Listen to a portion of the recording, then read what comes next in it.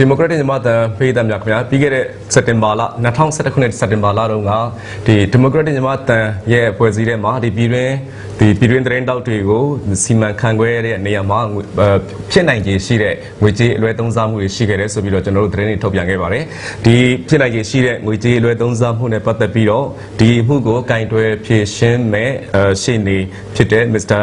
Eric Binya နဲ့ကျွန်တော်ဥပဒေချောင်းရဒီသုံးသက်ဆွေးနွေးပြီးတော့ဒီအမှုရဲ့အခြေအနေနောက်ဆုံးဖြစ်နိုင်တဲ့အခြေအနေတွေကိုသုံးသက်တင်ပြမှာဖြစ်ပါတယ်ခင်ဗျ Mr. Eric Binya Yes. Yeah.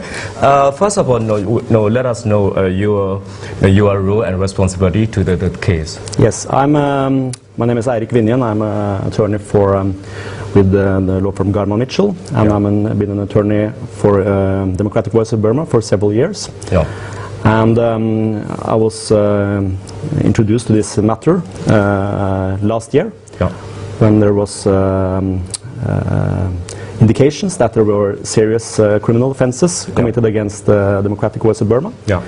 Now we have this PVC report, which clearly indicates that there is in fact clear fraud and embezzlement of substantial amounts of money. You use embezzlement and fraud. Now, we have used this possible embezzlement in the last September 30th. Yeah. Now, are you confident to use an embezzlement or fraud? Of course, this has to be decided by a court of law, but based on this report, it's, in my view, very strong evidence that this is in fact both embezzlement and fraud. And there is clear substantial evidence that this has occurred. Yeah. And then, secondly, would you let us know your assessment, your overview, understanding of from the beginning to the case? Yeah. Well, the factual things here has been evaluated by the PVC, but this report seems very thorough. So I have, so it's a very good evidence material, and based on this, we know that there is two suspects who has been involved in this criminal acts. Two main guys. Two main persons. Yeah. And there is one of them is. Which was the operating chief for the Inside Burma operation, and he's residing in Norway. And that's an important point because then this will be, I think, a case for the Norwegian police. And I think that the facts in this case are very grave. We are talking about a specter of criminal acts, and I think that some of the most offensive aspects of this case is that, for instance, DVB is paying money to support the families of imprisoned journalists, and these two suspects has in fact stolen that money. And there is and of course that's very grave offences to be doing that way. And I think that also another aspect of this is that DVB is partly funded by the Norwegian authorities, the Ministry of Foreign Affairs, and we already know that they look very seriously on this. The taxpayer money. Yeah. So the next step is now whether the Norwegian police will open up an investigation. We will deliver this report in next week. And I think that they probably will focus mainly on the person residing here in Norway. It is clear that even though these acts have been committed in Burma and Thailand, out of Norway. Yeah, but they are clearly, as described in this report, this is also criminal acts according to Norwegian law. Then you refer to this report by PwC. Yes. Do you think their investigation and their statement is strong enough for the legal process? Well, I think that the police will have to do their own independent and thorough investigation. I think that the problem in this case is that the key two suspects They don't want to talk to either the PVC or the DVB.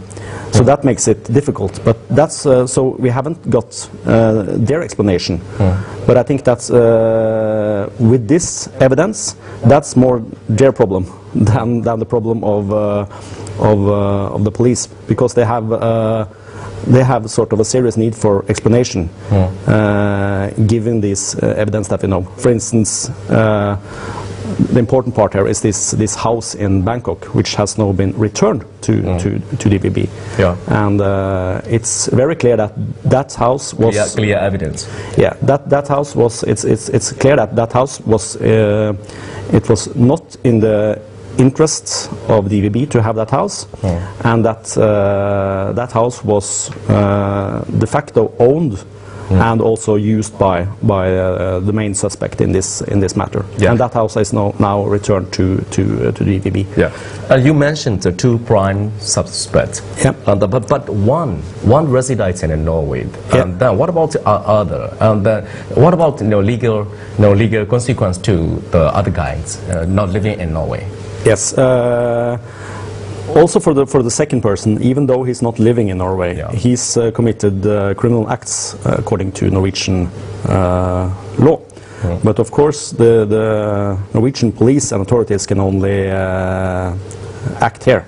So they will have to get that person to Norway if there is to be a criminal case also against him. And from your experience of being attorney, and then you have any recommendation for the punishment and from this legal consequence? Well, this is have to be up to a Norwegian court. Right. But we're talking about several $100,000 US here, and I think that if you look at the Norwegian case law, if there is a conviction based on this evidence, then we are talking about jail time for a year, perhaps, or more, and without suspension. So what about probation? Usually, in these cases, it's jail time without suspension. Okay. Or at least some of it will be. Yeah. So that's what the case law is indicating. And of course, that will have to be reviewed by the facts. But in my view, it's very grave aspects making this a particular offensive embezzlement act, because they have actually stolen from people with not a lot of money. And I think that a Norwegian law is likely to find that very offensive, and that might add to the sentence, of course. No, and is there also any reimbursements from those suspect and by the legal consequence and civil consequence? Well, of course, there is in this case the DVB has suffered very big losses. Yeah. It's actually sort of, I think the losses are bigger than what actually is embezzled, because this have also made problems for DVB with regards to donors, and of course there has been costs involved in this matter, and of course could be a case of claiming damages from the suspected persons. And there is also another aspect, and that is that equipment and properties of DVB in Thailand is now used by other news organizations, and it could be a question of having taking legal action to have that returned. Should there be any consideration, and during the gold code and this legal process, should there be any consideration for the how much damage in the production, and then how is loss of the properties, and not only money, but also properties and equipment and connections and everything. Yeah, that will be a part. Of course, it will be an important part in the criminal case if it comes to a criminal case, which is up to the police to decide. Yeah. But the amount of money embezzled, it's an important question. And of course, if we come to sort of if there is civil legal action here, that will also, of course, be an important aspect. Yeah. But I think that in a criminal case, that could also include the claim. The police could also claim damages on behalf of DVB. In that case. Yeah, and then by the Norwegian process, what do you think? How long this legal action could be taking place? Well, even though the evidence here is clear, it's also a complicated matter, because we're talking about things that has been going on for at least 3 or 4 years, and there is hundreds of payouts to journalists involved and so on. There is also a complicating aspect that these things have been going on over 3 different countries: Norway, Burma, and Thailand. Yeah. And for the Norwegian police, it's a challenge, of course, a legal challenge to operate international process. Yeah, international process. So I would assume that this case would probably, the investigation would probably go on for many months, and we could talking about years here. Probably years. Yeah, but it also depends on how, if the main suspect is cooperating. Yeah. Because if they, of course, if they will admit these crimes, then it will be a more easy case. Yeah. And that's also if they are convicted and they admit what they have done, that would also reduce their sentence. So depending on the defendant, this case could also be more complicated. Yeah, probably. As in this case, so far the 2 key suspects have not asked any question at all. And of course, it's for us, as for PVC and me as an attorney and DVB, who are only private parties. We have no way of forcing people sort of to talk.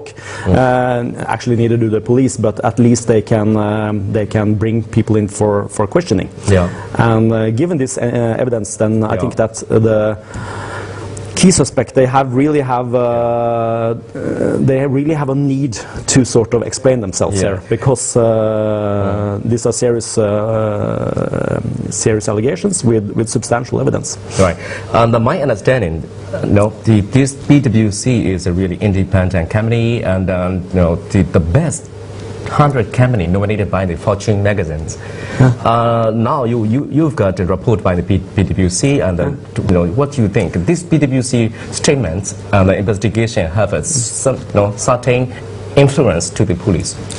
Well, of course, this is a private document, but the PwC has very good standing all over the world with regards to forensic auditing. Right. And they have, that's very important to stress, that they have done this report in several months with an objective purpose. Yeah. They are not the representatives of DVB. Yeah.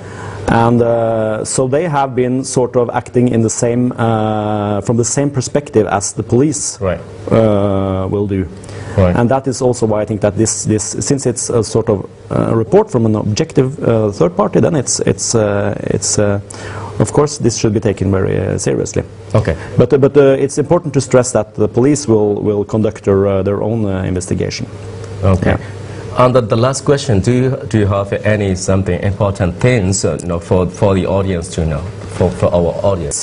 It's important to stress that that from what we know from this report, and also our other own investigations, this is sort of clear criminal acts just done to obtain money.